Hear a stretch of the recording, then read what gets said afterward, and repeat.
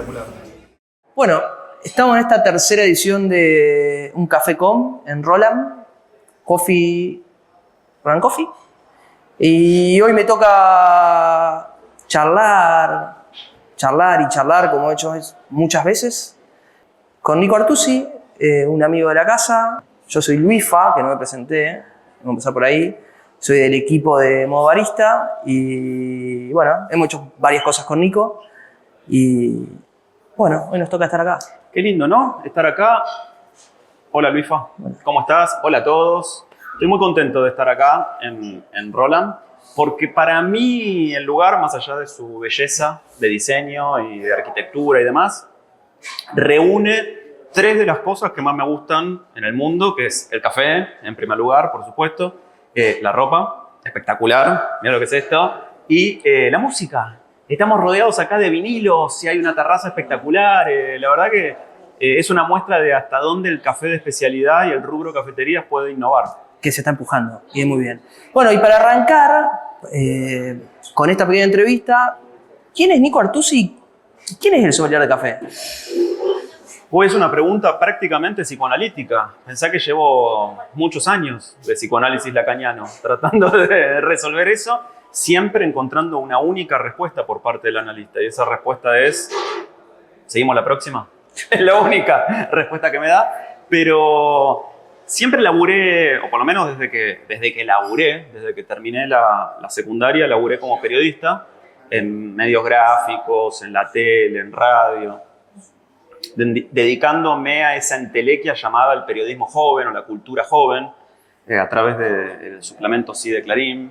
Vos lo recordarás, por una cuestión generacional, el lugar donde las bandas veían publicada por primera vez su marca, su nombre en un diario, era en el Sí de Clarín, en la agenda del Sí. Y también en MTV y en la radio, siempre enfocado con lo juvenil. Y en el año 2007 descubrí el café. Ya lo había descubierto antes, ya había tomado café antes, pero lo descubrí como con la potencia de contar historias alrededor del café, que es en definitiva lo que hace siempre un periodista, ¿no?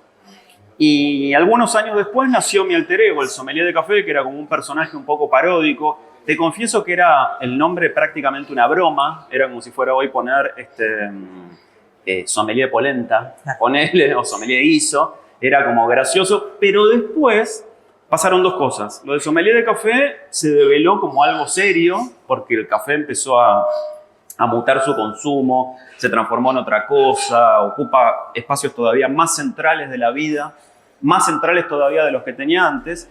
Y por otro lado, esta comparación que te hacía con lo del periodismo juvenil o con la cultura joven, tiene que ver con el hecho de que cuando empecé con el café era universalmente, y esto lo digo sin ningún desprecio, por supuesto, pero era universalmente conocido como una bebida de viejos. Pasaron dos cosas que rejuvenecieron el café. Por un lado, la llegada de las grandes cadenas internacionales y sus frappuccinos que trajeron a los adolescentes.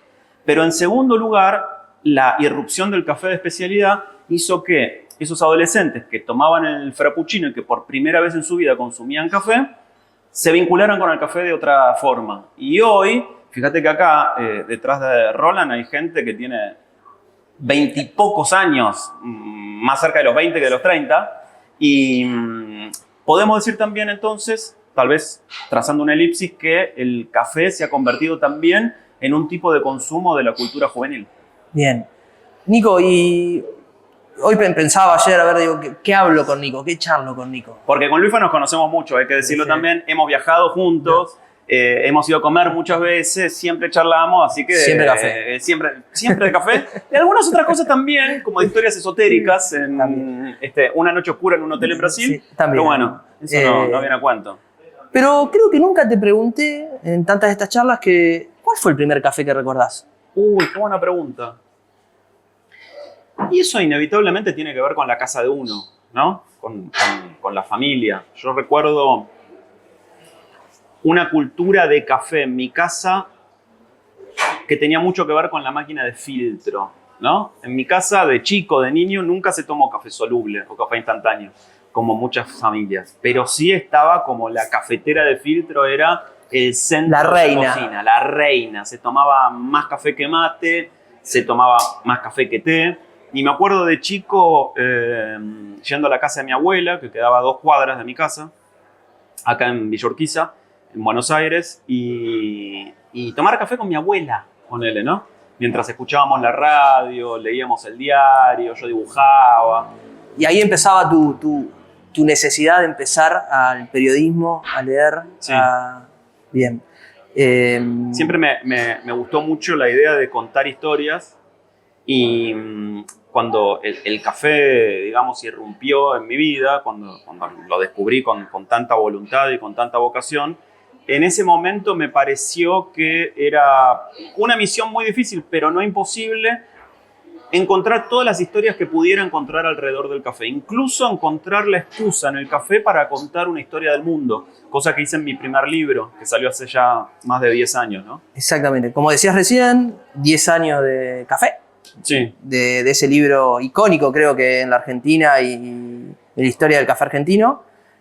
¿Qué le dirías a ese Nico de hace 10 años atrás, sentado hoy acá? Que siga escribiendo, porque en ese momento era como una misión rara, ¿no? A mí se me ocurrió con la edición de mi primer libro, con la realización de mi primer libro, contar la historia del mundo alrededor del café.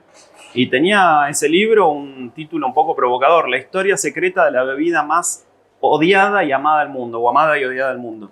Mucha gente me preguntaba por qué odiada, ¿no? Y entonces ahí contaba siempre que tuvo mucho que ver con la esclavitud, con las revoluciones, con la opresión de muchos pueblos, el café. Y en ese entonces parecía como algo medio extraño. Cuando yo empecé a escribir también la columna de café en el diario, yo trabajaba en Clarín en aquel entonces, y le propuse a la editora de la sección de cocina hacer una columna de café. Ella, muy amorosa, me dijo, me encanta la idea, pero me da miedo que en 3 meses te quedes sin tema para conversar. Y pasaron 15 años de eso, ¿no? Y seguimos hablando de lo mismo. Exacto, y seguimos hablando de café. Y ya van 4 libros y ahora estoy escribiendo el 5.º libro de café. Y un poco, ¿qué le diría a ese Nico? Es que no afloje en su voluntad de escribir la biblioteca del café. Porque puede ser un poco ampuloso, un poco soberbio decirlo, pero hace 15 años no había, vos lo sabés bien, ninguna obra traducida al español de café, no había libros. Y entonces dije, bueno, si no hay libros de café, ¿por qué no los escribo yo? Y un poco con esas fantasías juveniles que empecé y acá estamos. Así es. Bueno, yo arranqué en el café gracias a ese libro. Sí, luego de eso, bueno, me anoté en un curso de barista y ahora hace varios años estoy acá. Y ese libro ahora, aparte, volvió ahora a las librerías porque estaba agotado. En la 7ª edición está un libro. Le cambiaron el papel, entonces quedó más gordo, todavía es como un manual de café. Y una de las cosas lindas de ese libro es que salió en muchísimos países de América, pero salió en Colombia también con una edición especial que tiene otra tapa y un capítulo escrito especialmente para la edición colombiana. Y lo fui a presentar a la Feria del Libro de Colombia, que era como ir a contarles a los colombianos la historia del café. Era un montón. ¿Viste? Al principio me recibieron, me acuerdo que era un teatro, estaban ahí todos callados, todos serios. Me recibieron ahí con una distancia y frialdad, pero nos hicimos amigos en lo que durás en tomar un café. Exactamente. Pero era como si viniera un colombiano a explicarnos a nosotros cómo se hace el asado, más o menos. Pero zafé y quedé con amigos en Colombia. Bien. Nico, ¿cuántas cafeterías recorres por día, por semanas? No, muchas. O sea, muchas. Podemos decir 1 o 2 por día. Sí, porque para mí la cafetería, este lugar donde estamos ahora, Roland, es un buen ejemplo de eso, resume lo que un sociólogo estadounidense bautizó o definió como el tercer lugar. En la década del 80 estaba muy en boga la teoría del no lugar de un filósofo francés llamado Marc Augé, que decía, bueno, el no lugar es un poco el emblema de esta época, es el aeropuerto, el shopping, son lugares transaccionales, lugares a los que uno va porque está obligado, pero no lo une nada, ¿no? Ni al aeropuerto, ni al shopping, ni al lugar de trámite, ni al lugar municipal, al sitio donde en su ciudad pueda hacer un trámite.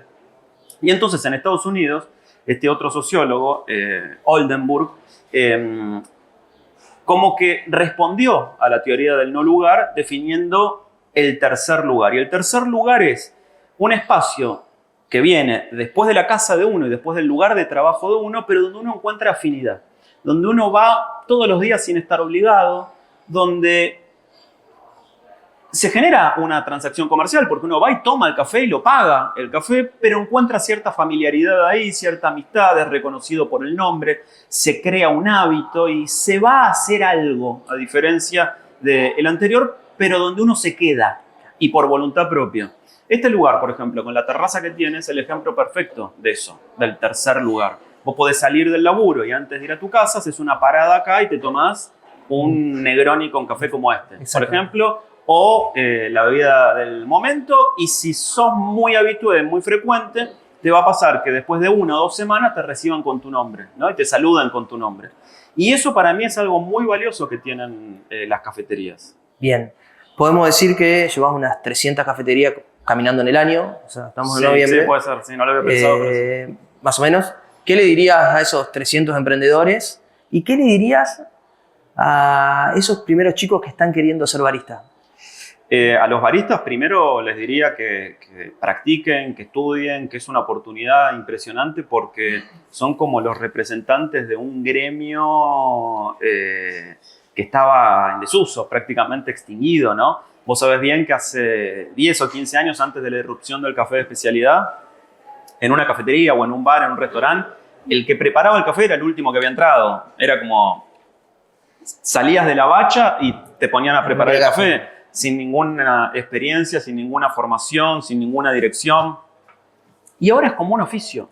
Es un oficio también que creció en el mundo de la mano del furor hipster, ¿no? Que también fue un movimiento social que ahora parece estar terminando, pero que revalorizó la idea de hacer más valiosa la experiencia. Si vas a tomar un café, por el mismo precio por el que tomabas un café malo, toma un café bueno. Así que les diría a los baristas que sigan practicando porque son dueños de un saber que cuando se vayan del lugar en el que trabajan se lo van a llevar. Y son pocas las cosas que nos podemos llevar de los lugares. El saber es una de ellas. Y a los que abren cafeterías yo les diría que a pesar de las dificultades que tiene abrir cualquier negocio, que insistan porque creo que el café de especialidad se va a convertir en un estándar en los próximos años. Bien. Hasta hace poco tiempo bastaba con poner el cartel café de especialidad como para que vos creas que tenías un diferencial. Vos tenés los números mucho más frescos que yo, se vende cada año, todavía el porcentaje es mínimo, pero cada año se vende más que el año anterior y entonces hay que ofrecer otro diferencial, ¿no? Que tenga música en vivo el lugar, o que tenga los diarios, o que tenga conexión con Wi-Fi buena y una aplicación especial para el cliente, no sé, sí. O una terraza, pero que insistan porque es el estándar del mañana. Bien. Nico, y has viajado por Argentina, nos hemos cruzado en algunas provincias. ¿Cómo encontraste el café en el interior del país? Digamos, primero pasa acá en Capital y se empieza a desarrollar y a expandir por Argentina. ¿Cómo lo sentís? El café y las cafeterías son básicamente un fenómeno citadino, ¿no? Un fenómeno urbano. Y en ese sentido, Buenos Aires es una ciudad que tiene una vocación cosmopolita y de sofisticación muy importante, donde por lo general cosas que pasan en otras grandes ciudades del mundo, puede ser Nueva York o Sydney o Madrid o Londres o Ciudad de México, encuentran réplica en Buenos Aires más tarde o más temprano, no importa, pero sucede. Hay como una especie de línea invisible que une las grandes capitales del mundo o las grandes ciudades del mundo, ¿no? Y por eso me parece que en la Argentina, en los grandes centros urbanos, se replica eso, también lo de los cielos invisibles. Vos sabrás bien que en Córdoba hay cantidad de café de especialidad, en Mendoza lo mismo, con escalas, por supuesto, en Mar del Plata, en Rosario. Pero el otro día me hablaba una persona que decía que estaba abriendo la primera cafetería de especialidad de Santiago del Estero, ¿no? Entonces es muy... Todavía hay primeros. Todavía hay primeros, claro. O en Resistencia Chaco sé que hay una. Porque hablé con su fundador hace poco, ¿no? Y en Bariloche hay un montón.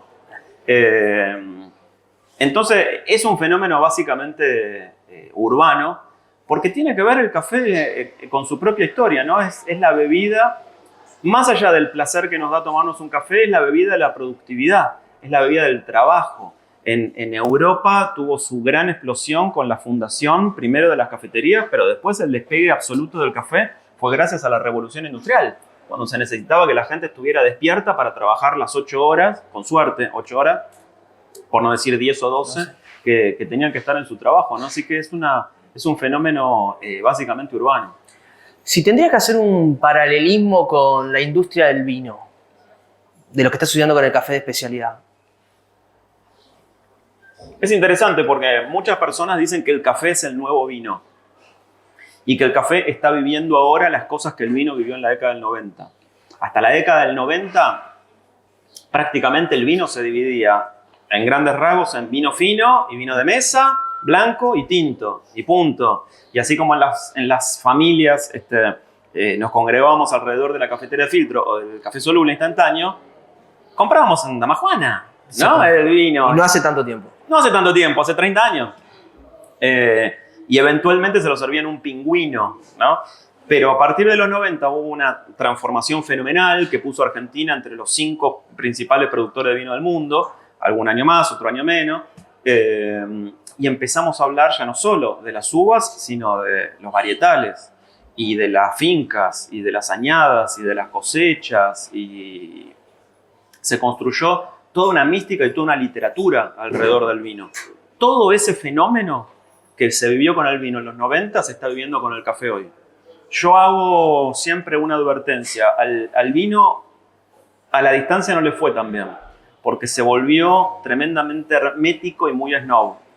Y eso hizo también que perdiera parte del consumo joven. Lo que decíamos antes, que fue reemplazado por la cerveza. Que empieza a ser un consumo más complejo. Más complejo, más elitista, más expulsivo. A mí siempre, y muchas veces lo hablo, ¿viste? Cuando estamos con cafeteros y todo, porque el café ahora está también montado en el lanzamiento de la 4ª ola del café y de los laboratorios y de lo orgánico y de las cruzas y las variedades y la ingeniería. En un momento me gusta parar la pelota y decir, che, estamos hablando de hacer café. No estamos hablando ni de la máquina de Dios en Ginebra ni de energía nuclear. Me parece que no tiene que perder eso. El café es, como el vino, producto de una planta que crece en la tierra. Así que no hay que perder de vista eso ni volverlo demasiado sofisticado. Bien. ¿Con quién te tomarías el último café de tu vida? Con Luis Famardón. Espero que no sea el último. No, espero que no. Y sí, amigos, a mí lo que más me gusta en el mundo es hablar de café. Esta semana di un taller de café. ¿Vos estabas anotado? Sí, en ese taller y faltaste. Y era un taller que se daba desde acá para toda Latinoamérica por Zoom. Y había gente de Colombia, de Chile, de México, de Argentina. Y yo le decía, esta historia la conté muchas veces, pero no hay nada que me guste más que hablar de café, porque para mí es como que resume la idea de un mundo, ¿no? Y si me tuviera que sentar a tomar un último café, primero pediría no saberlo. Bien. No saber que es el último. Prefiero sorprenderme. Y segundo, lo tomaría con un amante del café. ¿Cómo no? Como vos. Para, por lo menos en esa última charla, dedicarnos al hablar de tema café que nos apasiona. Nico, ¿y una línea que sientas que te falta cruzar en toda tu trayectoria del café? Dices, che, me falta este objetivo, quiero llegar hasta acá, quiero cruzar esto. No, eso no, porque no me lo planteo así tampoco, nada como ni de objetivos. Me voy poniendo proyectitos, pero grandes objetivos no tengo. Siempre me preguntan si voy a abrir mi cafetería o por qué no abrir mi cafetería. Digo, ni loco, me meto en ese baile. Así que eso es algo que no está ahí en los planes. Y si tuviera que plantear algo así a futuro, que sí creo que me queda pendiente, pero que no es un gran proyecto, sino más que nada un regreso a los orígenes, me gustaría mucho ir a un lugar que nunca fui, que es Etiopía, el lugar donde nació el café. Donde nació todo. Sí. Bueno, y la otra pregunta que te quería hacer venía por ahí. ¿Cuál es el lugar más exótico que tomaste un café vos?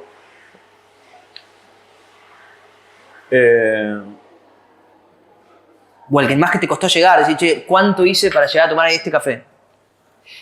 Siempre me acuerdo de un café que tomé en la Plaza Roja de Moscú. Hace unos años yo hacía un programa de radio los domingos a la mañana, donde hablábamos mucho de café y llamábamos a las cafeterías y demás. Acá hay un cafetero que lo llamaste una vez. Exacto, sí. Está por acá. Sí, está por acá. Está por acá. Porque llamábamos en vivo a las cafeterías para preguntar qué café sirven y demás y qué brunch preparaban. Y una vez viajé a Rusia y fui a la Plaza Roja de Moscú. Era un domingo, yo tenía que salir al aire, pero claro, por la diferencia horaria era domingo a la noche allá y domingo a la mañana acá. Y enfrente, en la Plaza Roja, enfrente del Kremlin, está, por un lado, el mausoleo de Lenin, donde está su cuerpo embalsamado, pero más adelante hay un shopping muy espectacular que se llama GUM, que antes eran los almacenes estatales en la época de la Unión Soviética, y que tiene un local, un mercado de gastronomía en la planta baja, que se llama Gastronom número 1, que es como si fuera salido de la película Goodbye Lenin, porque tiene en una esquina todos los productos que se vendían en la época de la Unión Soviética, Wow. con su packaging original para los nostálgicos, ¿no? Entonces tenés los arenques, las salchichas, el vodka, por supuesto, toda la cosa que consumen los rusos. Y ahí había una cafetería. Y entonces me pedí un café.